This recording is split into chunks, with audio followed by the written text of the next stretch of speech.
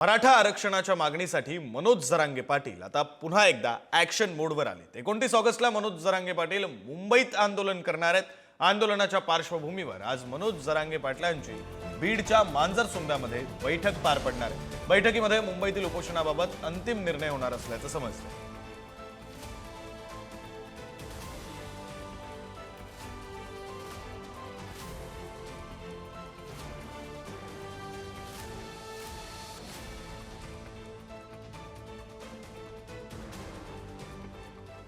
आपले प्रतिनिधी उदय नागरगोजे आपल्यासोबत जोडले गेलेले आहेत। आपण त्यांच्याशी बोलूया।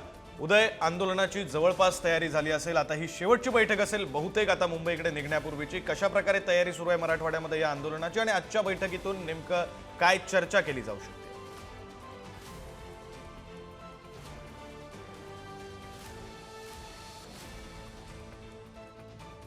दिले त्यामुळे आता या मुंबई जो दौरा होणार आहे 29 तारखेला, तत्पूर्वी बीडमध्येच इशारा बैठकीचे आयोजन करण्यात आलं आहे। आज दुपारी 12 वाजता मांजरसुंबा येथे ही इशारा बैठक होणार असून या ठिकाणी मोठ्या संख्येने मराठा समाज बांधव एकत्रित येतील असा अंदाज आहे। एकंदरीतच आता मनोज जरांगे पाटील या बैठकीमधून काय बोलतात आणि राज्य सरकारला आरक्षण प्रश्नावर काय इशारा देतात आणि आपल्या दौऱ्याची पार्श्वभूमी कशी स्पष्ट करतात हे देखील पाहणं महत्त्वाचं ठरणार आहे। बरं, धन्यवाद उदय या तपशिलांसाठी। मनोज जरांगे पाटील पुन्हा एकदा मुंबईकडे यायला निघतायत। 27 तारखेला ते आंतरवाली सराटी जालना येथून निघतील। 29 तारखेपासून मुंबईमध्ये त्यांचं आंदोलन असणार आहे आणि त्यासाठीची तयारी सुरू आहे। आज बीडमध्ये इशारा बैठकीचं आयोजन करण्यात आलं।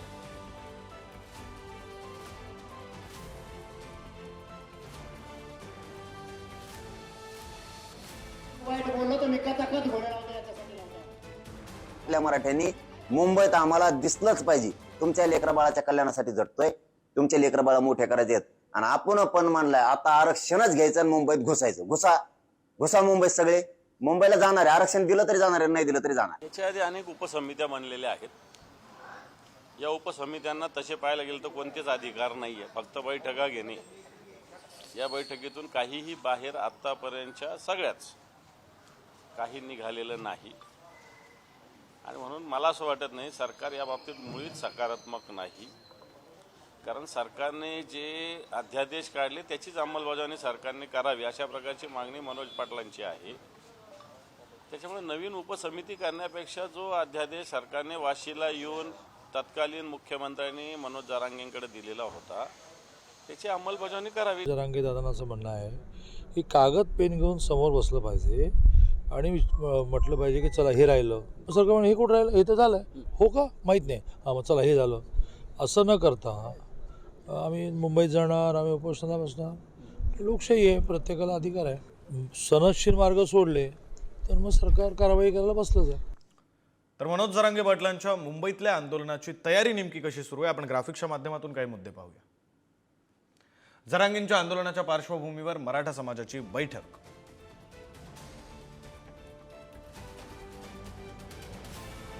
27 ऑगस्टला मनोज जरांगे मुंबईकडे निघतील। 27 ऑगस्टला मोठ्या संख्येने मराठा समाज मुंबईत यायला निघेल। 29 ऑगस्ट पासून मुंबईत आमरण उपोषण सुरू होईल। दौऱ्याच्या नियोजनासाठी मराठा समाजाची निर्णायक बैठक पार पडणार आहे। जालन्यातून शेकडो गाड्या मुंबईच्या दिशेने रवाना होतील।